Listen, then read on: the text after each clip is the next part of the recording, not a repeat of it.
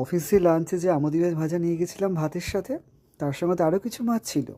তো বাড়ি ফিরে দেখি অফিস থেকে মা বেসন গুলে রেখেছে আমুদি মাছের ফ্রাই করার জন্য। সকালেরটাও কিন্তু আমুদি মাছের ফ্রাই, মানে ভাজা হয়েছিল, সেটাও কিন্তু আক্ষরিক অর্থ আমুদি মাছের ফ্রাই।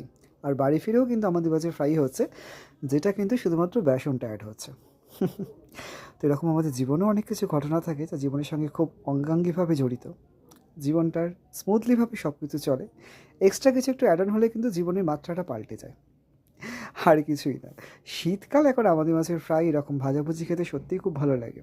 আমার তো ভীষণ ভালো লাগে। আমার মতন যাদের যাদের ভালো লাগে তারা কিন্তু কমেন্ট করে জানিও। কিছুই না, বেসনও গুলে একটুখানি শুধুমাত্র আমি দিয়েছিলাম ধনেপাতা। বেসনটা কিন্তু মা গুলিয়ে রেখেছিল। আমি শুধু এসে ওই আমুদি মাছটা নিয়ে অ্যাকচুয়ালি বেসনে করে ভেজে দিয়েছি।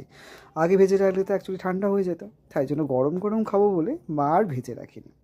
এসে ভাজলাম, আমি আর মা ৪-৫টা করে খেয়ে নিলাম। কিন্তু গরম গরম মচমচে কিন্তু এই আমুদি মাছ ভাজা সত্যিই খুব ভালো লাগে খেতে। আর শীতকাল মানেই এখন এই পকোড়া ভাজাভুজি সব কিছু। তো তোমরা কিন্তু জানিও কীরকম লাগলো। যারা যারা খেতে ভালোবাসে তারা কিন্তু কমেন্ট করতে ভুলো না। চলো, এখনকার জন্য এইটুকুই। যদি ভালো লাগে তাহলে আমার ভিডিওটা লাইক, কমেন্ট আর সাবস্ক্রাইব করো।